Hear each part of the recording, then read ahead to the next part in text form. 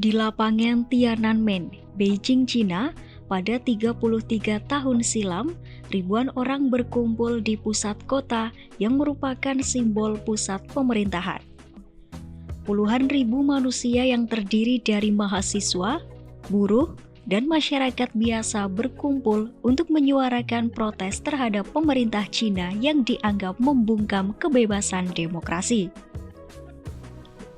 Tepatnya 3 Juni 1989, aksi unjuk rasa yang berlangsung selama 7 pekan mulai dibubarkan paksa oleh pemerintahan Cina.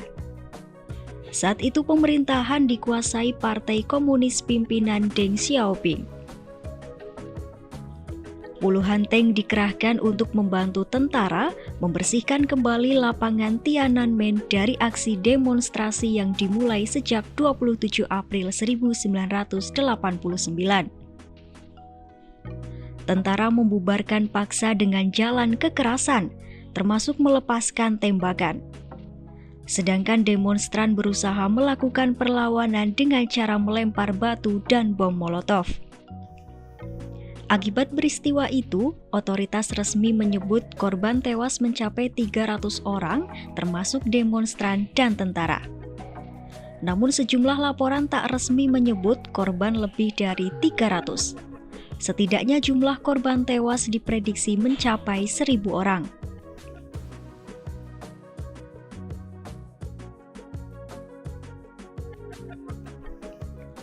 Demonstrasi besar yang dilakukan mahasiswa terjadi sejak Sekretaris Jenderal Partai Komunis Hu Yaobang meninggal dunia pada 15 April 1989. Hu Yaobang dikenal sebagai tokoh reformis dan membuka diri terhadap demokrasi. Pada 22 April digelar upacara peringatan resmi untuk mengenang Hu Yaobang yang diadakan di Balai Agung Rakyat di lapangan Tiananmen. Perwakilan mahasiswa turut datang sambil membawa petisi ke tangga Balai Agung Rakyat. Para mahasiswa ini menuntut untuk bertemu dengan Perdana Menteri Li Peng dan meminta kejelasan atas kematian Hu Yaobang yang dianggap misterius. Namun pemerintah Cina menolak pertemuan itu. Hal ini memicu aksi demonstrasi besar yang dilakukan mahasiswa dari berbagai universitas di seluruh Cina. Mereka mulai menyuarakan reformasi.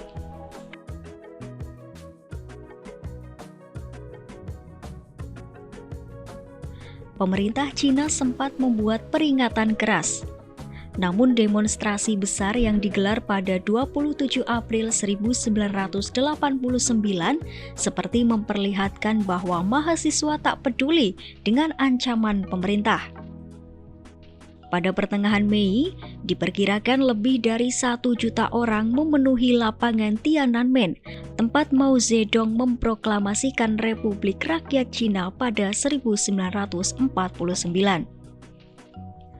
Pada 20 Mei 1989, pemerintah Cina menetapkan darurat militer di Beijing, seiring jumlah massa yang semakin besar. Pemerintah Cina mengerahkan tentara dan tank ke ibu kota untuk membubarkan aksi demonstran. Diketahui sebanyak 30 divisi tentara dari 7 wilayah atau sekitar 250.000 pasukan militer dikirim ke Beijing melalui udara atau kereta api. Namun, ketika tentara ingin masuk ke pusat kota, mereka dihadang oleh para demonstran dengan cara memblokir jalan utama. Demonstran juga mengelilingi kendaraan militer sehingga aparat kesulitan bergerak. Tidak hanya itu, pengunjuk rasa bahkan membujuk tentara untuk bergabung dalam aksi demonstrasi. Pada 23 Mei 1989, akibat tidak adanya akses jalan untuk maju, pasukan tentara berhasil dipukul mundur ke pinggiran kota Beijing oleh para demonstran.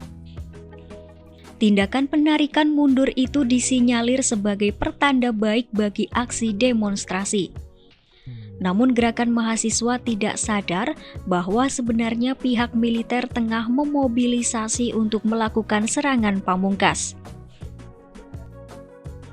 Pada 1 Juni, pemerintah Cina melalui Perdana Menteri Li Peng menerbitkan laporan berisi ajakan kepada Politbiro untuk menyatakan para pengunjuk rasa sebagai teroris dan pihak yang kontra revolusi. Keesokan harinya, para mahasiswa kesal dengan beredarnya artikel di surat kabar yang menyebut para mahasiswa akan mengosongkan lapangan Tiananmen, padahal para pengunjuk rasa menolak meninggalkan lapangan Tiananmen.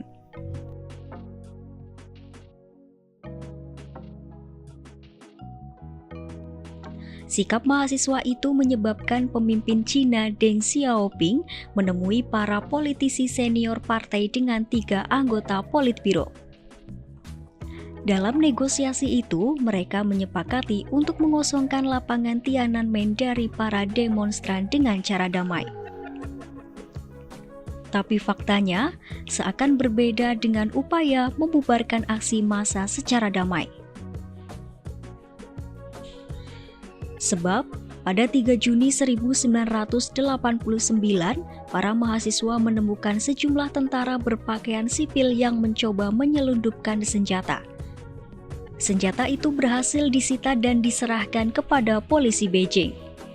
Melalui saluran televisi, pemerintah Cina menyarankan kepada masyarakat untuk tetap berada di dalam rumah, tetapi warga tetap berada di jalanan dan melakukan aksi pemblokiran. Sekitar pukul 22 terjadi penembakan ke arah pengunjuk rasa di persimpangan Wukesong di Chang'an Avenue. Korban tewas adalah seorang pakar teknologi luar angkasa Song Xiaoming.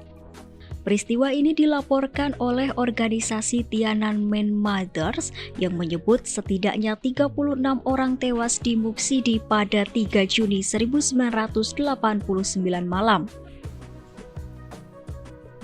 Tindakan penembakan ini memicu kemarahan warga yang berujung pada pembalasan penyerangan, seperti melempari bom Molotov, melawan dengan tongkat dan batu. Pada 5 Juni 1989, para tentara tetap berkelanjutan melakukan pembersihan lapangan Tiananmen dan berhasil mengambil alih tempat itu.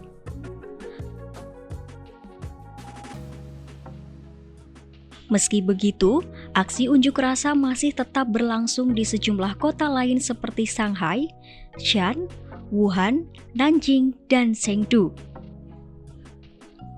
Korban tewas setidaknya mencapai 1.000 orang. Dunia mengecam pembantaian dan tragedi di lapangan Tiananmen. Akibat peristiwa ini, ekonomi Cina mengalami penurunan karena adanya sanksi ekonomi yang dijatuhkan oleh Amerika Serikat dan negara lain. Tragedi lapangan Tiananmen tak pernah bisa dilupakan dunia.